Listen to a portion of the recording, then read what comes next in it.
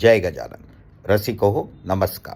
गीतांजली विविध रंग या संचातर्फे मी दीपक खरे आपल्या सर्वांचे मनापासून स्वागत करतो. आपण सर्वजण त्या परमेश्वराची आराधना विविध रूपात करत असतो. कोणी राम रूपात करतं तर कोणी श्याम रूपात करतो. ह्याच आशयाचे पुढील गीत आता आम्ही आपल्यासमोर सादर करीत आहोत.